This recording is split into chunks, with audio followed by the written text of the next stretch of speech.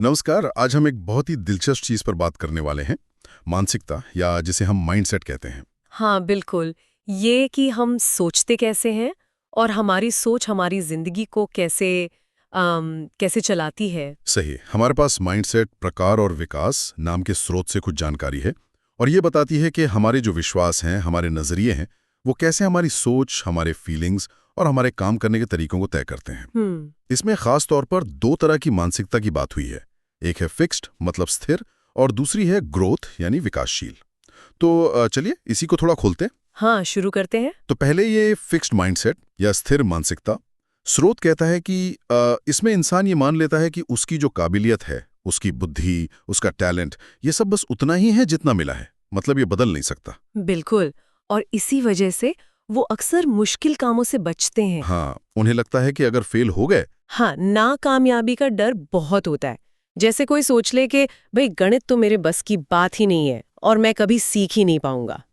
और ये जो सोच है ना, यहाँ बात दिलचस्प हो जाती है कि ये सिर्फ एक सोच नहीं रहती, ये सीधे असर डालती है कि आप कितनी कोशिश करेंगे, आपका हौसला कितना रहेगा, सही। आपका आत्मविश्वास कैसा होगा।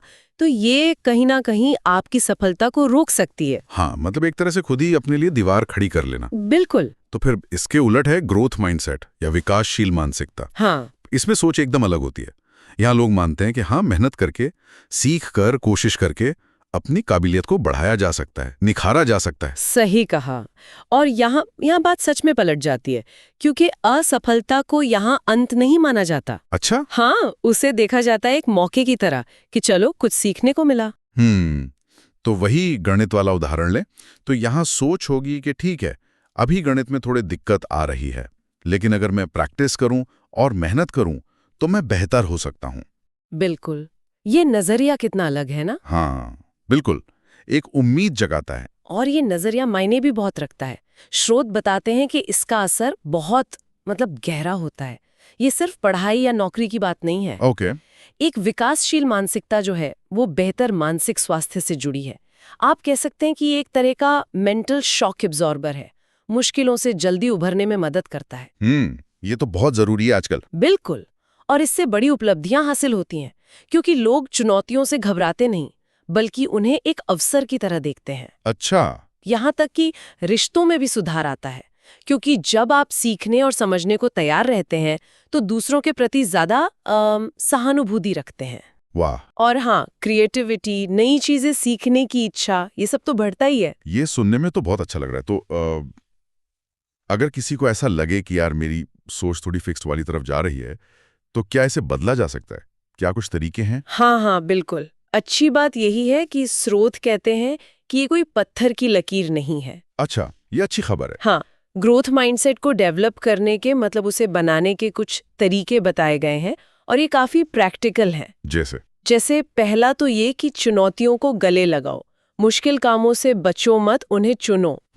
मतलब कंफर्ट जोन से बाहर निकलना। बिल्कुल। दूसरा, गलतियों से सीखो। ये मानो कि फेल होना प्रोसेस का हिस्सा है, एंड नहीं। और सिर्फ मानना नहीं, ये सोचना कि अच्छा अगली बार क्या अलग कर सकते हैं। राइट। एक्टिवली सीखना। हाँ। तीसरा है पॉजिटिव सेल्फ टॉक, मतलब खुद से बात करने का तरीका। मैं नहीं कर सकता की जगह ये कहना कि मैं कोशिश करके सीख सकता हूँ या मैं इसमें धीरे धीरे बेहतर हो सकता हूँ। अपनी भाषा बदलना, अंदरूनी भाषा। बिल्कुल। चौथा, अपनी छोटी छोटी कामयाबियों को भी पहचानो, उन्हें सेलिब्रेट करो, इससे हौसला बना रहता है। हाँ, ये जरूरी है, छोटे कदम भी मायने रखते हैं। और पांचवा, ऐसे लोगों के साथ रहो जिनकी सोच विकासशील हो। माहौल का बहुत असर पड़ता है। हाँ, ये बात है, संगत का असर।